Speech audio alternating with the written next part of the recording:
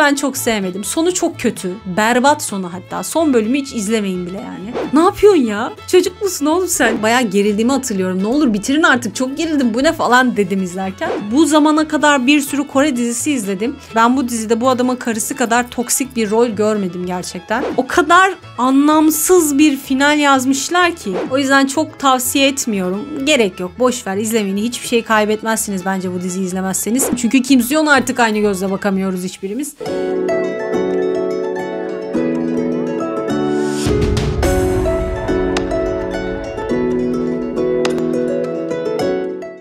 Tabii ki hepimizin de bildiği Squid Game'in 2. sezonu sıradaki dizi Netflix'te 2024 tarihinde yayınlandı. 7 bölümden oluşuyor. 2024'ün bayağı son günlerinde yayınlandı hatta bu dizi. Başrol oyuncuları Lee Jong-jae, Lee Byung-hun, Wi Ha-jun, Gong Yoo, Kang Han-il, Im Si-wan, Park Sung-hoon, Yang Dong-gun, Jo Yuri, Park Gyo-young falanlar filanlar. Yani oku bitiremem zaten bu dizinin başrol oyuncularını. Zaten hepiniz biliyorsunuz ama ben genel itibariyle söyleyeyim. Parasal olarak sıkıntısı olan bir grup insanın kalamar oyunu dedikleri o malum oyunun içine girmesi ve sonrasında o oyunu kaybedenlerin direkt öldüğünü gördükleri bir dizi bu Squid Game. Sonra tabii hayatta kalma savaşı. Birinci olana büyük bir para ödülü verecekler. O parayı alma savaşı. Başrollerimizin makul yollar bulup da aslında oradan kurtulma çabaları ama beceremeyip bir kısmının da hayır kalalım devam edelim paraya ihtiyacımız var dedikleri bir dizi. Bilerek çok böyle üstünkörü anlatıyorum çünkü Squid Game artık hepiniz biliyorsunuz bence. 2. sezonunda şöyle bir konusu var. Song Gi-hun malum başrol karakterimiz. İlk sezonu zaten kazanıp o büyük ödülü kazanmıştı ama hiç öyle para kazanmış bir hali yok. Ödül kazanmış bir hali yok. Berbat bir hayat yaşıyor ve 3 yıl boyunca kendine bir hedef koymuş. O oyunu yapan insanlara yeniden ulaşmaya çalışıyor. Hatta oyuna yeniden dahil olmaya çalışıyor. Bu uğurda da bir sürü para harcamış. Bir sürü insan tutmuş. Onları hatta böyle bütün metro istasyonlarına yayıyor. Diyor ki sabah akşam diyor takım elbiseli dakçı oynayan adamı arayacaksınız diyor. O da zaten Gong Yoo'nun karakteri. Ve bayağı neredeyse 3 yıl boyunca Gong Yoo'yu arıyorlar sırf yeniden oyuna dahil olabilmek için. Sonrasında tabii ki bulmayı başarıyor ve bizim adam bir şekilde Squid Game'in yeni oyunlarına dahil olmayı başarıyor. Çok fazla detay vermeye gerek yok. Burada yine o oyuna katılan diğer insanlarla tanışıyoruz. Bizim adam onlara yardımcı olmaya çalışıyor. Onlar ölmesin diye elinden geleni yapmaya çalışıyor. Onları uyarmaya çalışıyor ama tabii ki kimseye doğru düzgün sözünü dinletemiyor falan. 2. sezonu aslında bayağı bir yarım bıraktılar. Çünkü final sezonu yakın bir zamanda yayınlanacak. Onunla birlikte de en azından biz bütün hikayeyi tamamlamış olacağız. Genel itibariyle Squid Game'in böyle bir hikayesi vardı. Çok fazla anlatmak, detay vermek istemedim. Zaten biliyorsunuz çoğunuz. Ben ne düşündüm onu söyleyeyim. Ben çok sevdim 2. sezonu. Hani sevmeyen çok insan var belki ama ben özellikle oyunları tekrarlamamış olmalarını çok sevdim. Bir tek ilk başta o işte yeşil ışık, kırmızı ışık o haliyle artık sembolik bir şeye dönüştüğü için onu tekrar yapmışlar ama onun haricindeki oyunların hepsi farklıydı. Çünkü ben mesela Squid Game'in yeni sezonu dendiğinde hep aklımda aynı şey dönüyordu. Aynı oyunları oynayacaklarsa biraz sıkılacağız gibi. Farklı olsa keşke ya da farklı olsayı düşünmedim belki ama nasıl olacak ki çok da emin değilim diye böyle bir ön yargıyla yaklaşmıştım 2. sezona. Ama gerçekten bence güzel bir ters köşe yaptılar. Oyunları değiştirdiler ve o değiştirdikleri oyunlar da çok ilgi çekiciydi. Ben özellikle o platformun üstündeki oyunu çok sevdim. Şeydi değil mi? O Tındıge.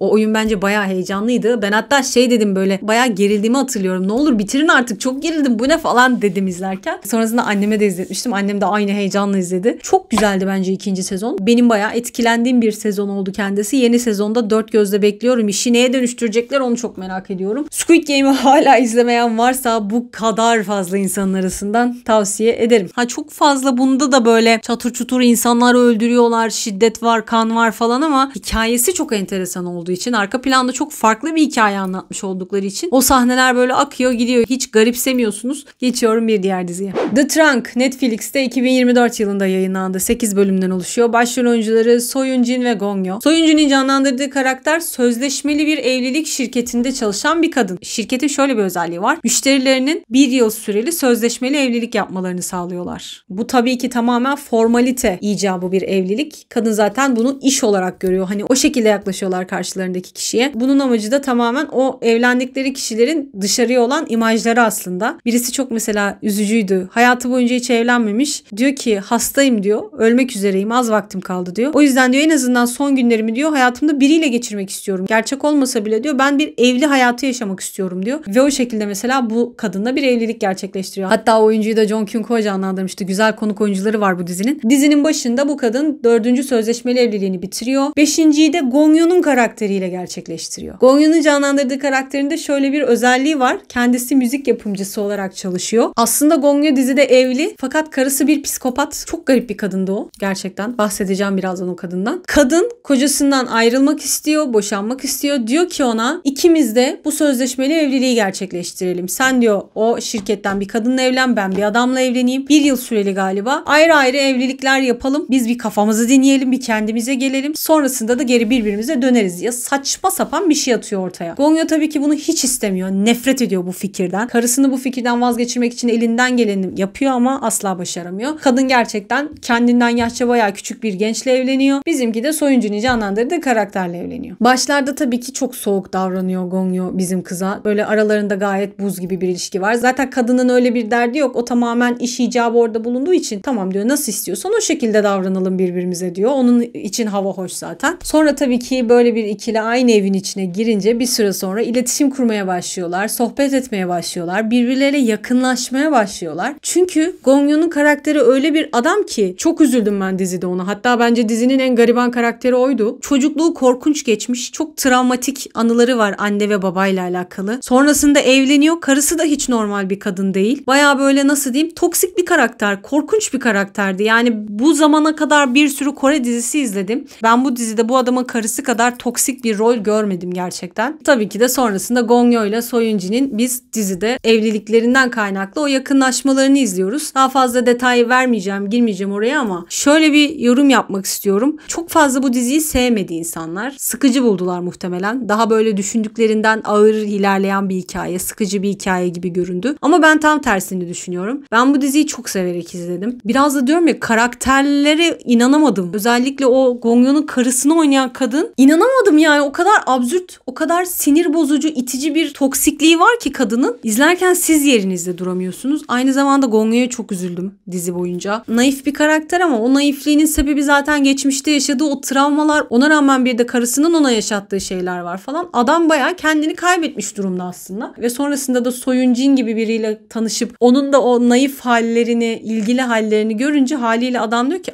böyle insanlar varmış. Demek ki böyle bir evlilik olabiliyormuş. Benimki normal değilmiş demeye başlıyor. Ve bence ikisinin arasındaki çekim, ilişki çok etkileyiciydi. Çok gerçekti. Özellikle o bir müzik eşliğinde dans ettikleri bir sahne var. O çok güzeldi. Sonrası da enteresandı o sahnenin. Konuşmasalar dahi birbirlerine olan yaklaşımları, birbirlerine olan ilgileri çok etkileyiciydi bence. Bir de bir kaybolan bir gizemli sandık var. Onunla alakalı bir hikaye var ama ben o kısmını çok açıkçası ilgimi çekmedi. Beni en çok bu ikilinin, başroldeki ikilinin yakınlaşmaları, onların arasındaki ilişkiden ben çok etkilendim. O kısım çok hoşuma gittiği için bu diziyi tavsiye edebilirim ama tekrar ediyorum buna herkes sevmedi. Biraz ağır ve sakin bir hikaye çünkü. Geçiyorum bir diğerine. Sıradaki dizimizin adı When the Stars Gossip TVN'de 2025 yılında yayınlandı. 16 bölümden oluşuyor. Başrol oyuncuları Lee Min-ho, Gong Yoo-jin, Oh Jung-se ve Han Ji-eun. Konusu şöyle. Lee Min-ho dizide bir doğum uzmanı ve çok büyük bir şirketin muhtemel damadı kendisi. Bir gün kimseye söyleyemediği gizli bir görev nedeniyle uzay turisti olarak uzay istasyonuna seyahat etmek zorunda kalıyor. Bu arada bir de İlkim var. O da Gong Yoo-jin'i canlandırdığı karakter. O da Lee Min-ho'nun katılacağı o uzay seyahatindeki ekibin komutanı, başındaki kişi. İlkim seçkin bir uzay bilimcisi. Aynı zamanda da komutan olarak ilk uzay istasyonu görevine çıkmış. Haliyle hiçbir hataya yer olmadığı için çok kuralcı bir kadın. O uzay turistinden hiç memnun kalmasa da mecburiyetlerden kaynaklı onunla birlikte uzaya gitmek zorunda kalıyor. Bir de yine o mürettebatın içinde çok zengin bir ailenin ikinci oğlu olan meyve sineği araştırma bilimcisi Kang Kang-soo var. O da Oh Jung-se'nin canlandırdığı karakter. Han Ji-eun da dizide Lee Min-ho'nun nişanlısı rolünde. Aynı zamanda da o bahsettiğimiz şirketin sahibinin kızı. Lee Min-ho uzay araştırmalarına katılıyor. Turist olarak gidiyor. Orada bir 8 günlük falan kalma durumu oluyor. Orada çok enteresan şeyler yaşıyor falan. Sonra geri dünyaya geliyorlar. Yani şöyle anlatacağım bu diziyi. Baştan söyleyeyim, spoiler vereceğimi söylediğim bir diğer dizi bu. Yani böyle çok açık açık şöyle olacak böyle olacak demeyeceğim. Ama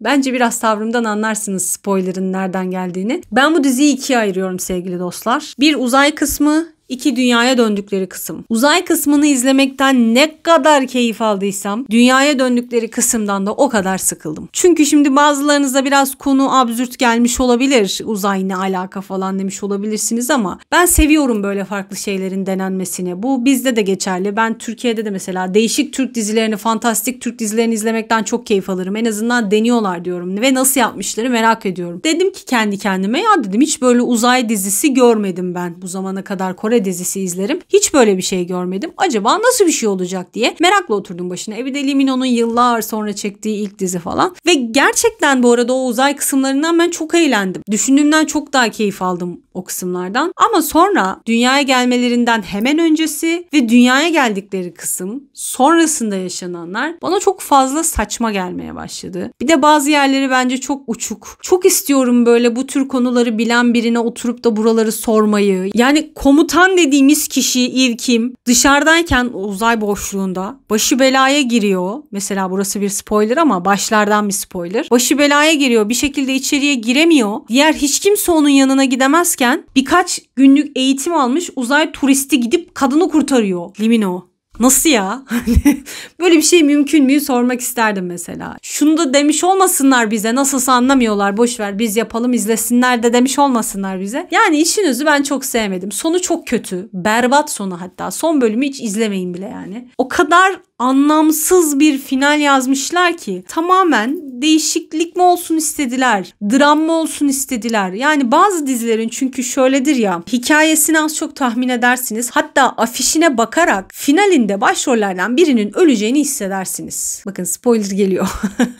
Bu dizinin ne konusu öyle bir konu, ne afişini falan geçtim. Konusu öyle bir şey değil ki. Yani dizinin konusundan da gidişatını sonunu anlarsınız. Afişinden bile anlarsınız. Mesela Snowdrop diye bir dizi vardı ya. İzlemediyseniz geçin bu kısmı. Snowdrop'u mesela bana izleyecek misin diye sormuşlardı. İzleyebilirim belki ama afişe bakınca bile ikisinden birinin öleceğini anlayabiliyorum dedim. Snowdrop'un sonunda biri öldü. Çok saçma bir finaldi bakın bu dizininki. Ne alaka dedim ya. Ne kadar amaçsız bir ölüm demiş bulundum artık. Kimin öldüğünü söylemiyorum. Abuk subuk bir hikayeydi yani. Bence güzel başlayan ama sonlara doğru rezalet bir final yazan bir diziydi. O yüzden çok tavsiye etmiyorum. Gerek yok. Boş ver izlemeyin. Hiçbir şey kaybetmezsiniz bence bu diziyi izlemezseniz. Lee Min-ho'yu çok özledim. İzlemek istiyorum diyorsanız tabii ki de siz bilirsiniz ama izlemeseydik de çok bir şey kaybetmezdik bence. Geçiyorum bir diğerine. Sıradaki dizimizin adı Queen of Tears. TVN'de 2024 yılında yayınlandı. 16 bölümden oluşuyor. Başrol oyuncuları Kim Ji-won, Kim Seon, Park Sung-hoon, Kak Dong-yeon, Lee Joo-bin. Kim Seon ve Kim Ji-won bu dizide evli bir çift. Kim Ji-won, Queen's Group adlı çok büyük bir şirketin sahibinin kızı. Aynı zamanda yönettiği bir alışveriş merkezi var ama oradaki insanlar tarafından da küstah kraliçe olarak anılıyor. Çok böyle ukala, kibirli bir kız. Kim Seon da o Queen's Group'un hukuk müdürü olarak çalışıyor. Memleketi Yongduri'nin medarı iftiharı kendisi.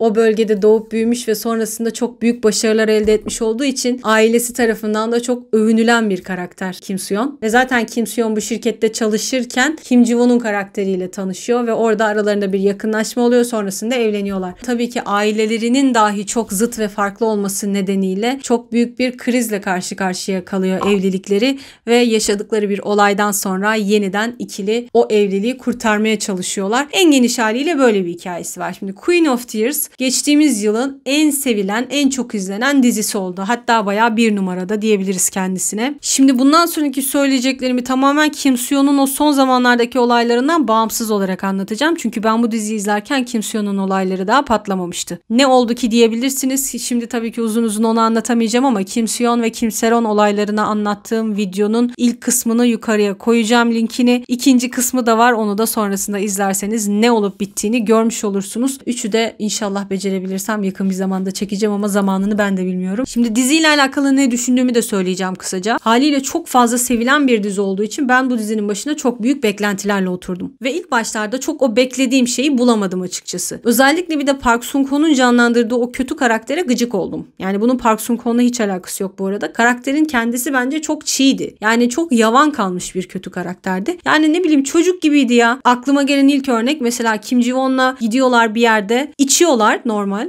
Arkadaşlar da zaten aynı zamanda o kızla. İçiyorlar, sonra kız sarhoş oluyor. Kızı eve getiriyor. Evin bahçesinde kocasıyla karşılaşıyor işte. Kim Soo-yeon'la karşılaşıyor. Ona diyor ki işte biz de diyor baş başa karınla içtik. Ne yapıyorsun ya? Çocuk musun oğlum sen? Öyle de olunca açıkçası bana o kötü adam çok geçmedi. Sonra daha böyle oturaklı bir şeye dönüştü o karakter, kabul ediyorum. Ondan sonra o kadar en azından rahatsız olmadım. Hani derdi kötü adam falan değil. Diğer kötü adamlardan öyle hissetmedim en azından. O yüzden başlarda çok böyle hikayeye dahil olamadım izlerken. Ama sonrasında bir yerden itibaren 10. bölüm müydü? Bir yerden itibaren çok hoşuma gitmeye başladı. Baya karakterleri de sevmeye başladım. Özellikle şu zengin kesimin, zengin ailenin Kim Soo-yeon'un o gayet normal yaşayan, sade yaşayan ailesiyle iç içe geçtikten sonraki kısımlar çok hoşuma gitti. Özellikle Kwak Dong-yeon şimdi gözüme çarptı. Müthiş bir adam. Onun o saf oyunculuğuna bayılıyorum. Orada da böyle şımarık ama çok saf bir tipti. Sonrasında da müthiş bir karaktere dönüştürdüler onu. Yani genel itibariyle beni bu dizide en çok çeken şey karakterlerin birbirleriyle olan iletişimi oldu. Daha doğrusu o değişkenlik oldu. Ben çok severek izledim ama dediğim gibi başlarda çok aynı şeyi düşünemedim. Sonradan böyle dedim ki tamam, şimdi oldu. Şimdi o karakterleri izlemek çok daha fazla keyif verdi diye. Ama yine de en sevdiğim diziler diye bir liste yapsam Queen of Tears'ı oraya koymam muhtemelen. Çok daha severek izlediğim diziler vardı çünkü. Tavsiye edebilir miyim artık şu saatten sonra? Kim Soo-yeon'un o olaylarından etkilendiyseniz zaten muhtemelen tavsiye etsem de çok izleyemezsiniz. Bilmiyorum, o temiz imaj bozulduktan sonra çok eskisi gibi olmuyor çünkü. Kim Soo-yeon'un çok sevdiğim dizileri var ama oturup da tekrardan izlesem muhtemelen aynı zevki alamayacağım. Çünkü Kim Soo-yeon artık aynı gözle bakamıyoruz hiçbirimiz. Aklansa da bu olaylar onun üzerinde kalacak. Ne yaparsa yapsın. Geçiyorum son diziye. Evet, bu da nihayet geçtiğimiz günlerde bitirdiğim ve bayılarak izlediğim bir dizi. The Potato Lab TVN'de 2025'te yayınlandı. 12 bölümden oluşuyor. Başrol oyuncuları Lee Soo-bin, Kang Tae-ho, Lee Hak-ju, Kim Ga-eun, Shin Yoon-song. Lee Soo-bin bu dizide bir dağ vadisindeki patates araştırma enstitüsünde araştırmacı. Burada 12 yıldır çalışıyor ve işini çok ciddiye alan bir karakter. Çok sade, çok basit bir hayatı var. Erkek kardeşi ve arkadaşının birlikte yönettiği bir pansiyon var. Bunlar da hatta orada kalıyorlar. O pansiyonda kalıyorlar falan. Çok tatlı, çok küçük böyle köy tarzı bir yerde yaşıyorlar aslında. Sonra birden hayatlarına Sobeko adında bir adam giriyor. O da Kang Tae-ho'nun canlandırdığı karakter. Onunla tanıştıktan sonra hayatları hiç eskisi gibi olmuyor. Sobeko da şöyle bir adam. O patates araştırma enstitüsünü sonradan bir şirkete bağlıyorlar. O şirkette önemli bir mevkide çalışıyor. Bir sebepten dolayı şirketi tarafından o patates araştırma enstitüsünü kontrol etmesi için oraya gönderiyorlar. O da bir süre onlarla birlikte o bölgede yaşayıp orada çalışmak zorunda kalıyor. Genel olarak karakteri çok soğuk, buz gibi bir adam. Ama görüntüsü de bir o kadar yakışıklı, bir o kadar dikkat çekici. Başta tabii ki bizim kızla Sobeko birbirinden nefret edip hiç anlaşamıyor olsalar da söylemeye gerek yok. Sonrasında da aralarında bir aşk filizleniyor. Aslında çok klasik, çok sade bir romantik komedi ama bu da yine benim en sevdiğim tür olan, içinde hiç kötü karakter barındırmayan dizilerden. Gerçekten hiç kötü karakteri yok bu dizinin arkadaşlar. Herkes melek, herkes çok tatlı. Böyle kötü olduğunu zannettiğiniz insanlar da işi çok sulandırmıyorlar. Sonrasında iş başka şeye dönüşüyor falan. Bir de mesela benim bu dizide en çok dikkatimi çeken şey şu oldu. Normalde romantik komedi dahi olsa bir yerden sonra işe ağır drama döndürürler değil mi hikayeleri dizilerde? Bunda onu yapmadılar. Tabii ki karakterlerin kendi hikayeleri vardı belki ama mesela başrol kadın karakter bir sahnede ağladı ya. Sonraki sahnede gidiyor mesela pansiyondakilerle bir şey yaşıyor. Siz onların absürtlüğüne gülmeye başlıyorsunuz. O da gülüyor. O da tepki veriyor onlara falan. Yani böyle dramı hiç sündürmediler. Birden çok güldürdük de sonrasında ağlatalım demediler. Tam tersi böyle o komediyi aslında ilk bölümden son bölüme kadar çok tatlı, eşit bir şekilde yaymışlardı. İlk bölümler daha fazla komedisi vardı tabii. Yani genel itibariyle The Potato Lab hiç böyle canımı sıkan birileri olmasın. Sadece izleyeyim, eğleneyim, güleyim dediğiniz bir dizi. Benim de kafam çok dolduğunda sırf eğlenmek için izlediklerimden bir tanesiydi. Daha da yeni bitirdim zaten. Netflix'te de var aynı zamanda. Orada da daha yeni bitti. Çok olmadı. Birkaç hafta oluyor daha dizi biteli. İzlemediyseniz tavsiye ederim. Dediğim gibi öyle çok oturup da büyük beklentilere girmeyin ama başrol ikili muhteşem. Lee Soo-bin ile Kang Tae-ho mükemmel bir ikili olmuş. Kang Tae-ho'yu çok özlemiştim. Gerçekten uzun zamandır da izlemiyordum. Çok hoşuma gitti. Lee Soo-bin de mesela komedisi çok güçlü bir kadınmış. Ben bilmiyordum bu kızın böyle olduğunu. Lee Kang-soo'nun kız arkadaşıymış. Aslında biliyordum da onu unutmuştum. Geçenlerde internette gördüm de şok geçirdim. Oha dedim, Lee Kang-soo'nun kız arkadaşıydı bu falan diye. Gerçek hayatta kız arkadaşı. Çok da komik bir tip. Aynı bulmuşlar birbirlerini. Aynı zamanda zamanda da çok güzel bir yüzü var bu arada. Yani ben diziyi izlerken o cümleyi kaç kez kurdum bilmiyorum. Ya dedim ne kadar güzel bir yüzü var bu kızın diye izledim. Yani The Potato Lab'in bende hiçbir olumsuz tarafı yok. Tavsiye ederim efendim. İzlemediyseniz eğlenmelik minnoş bir dizi arıyorsanız bu diziyi bence çok seveceksiniz. Ve nihayet son zamanlarda izlediğim Kore dizilerini anlattığım videonun sonuna geldik. Artı olarak bir de Buried Hearts'ı izliyorum şu anda. 8. bölümdeyim ama henüz bitmediği için onu almadım bu listeye. Çünkü onu anlatabilmem için sonunu görmem lazım. Biraz değişik bir dizi çünkü. Ama şimdilik şunu söylemeliyim ki o diziyi de heyecanla izliyorum. Artık sonrasında ne olacak bilemiyorum. Beni izlediğiniz için teşekkür ediyorum. Videoyu beğendiyseniz alt kısımdan beğeni tıklamayı, kanala hala abone değilseniz abone olmayı lütfen unutmayın. Hype puanı vermeyi unutmazsanız da çok mutlu olurum. Yepyeni haftalarda yepyeni videolarla görüşmek üzere. Hoşçakalın.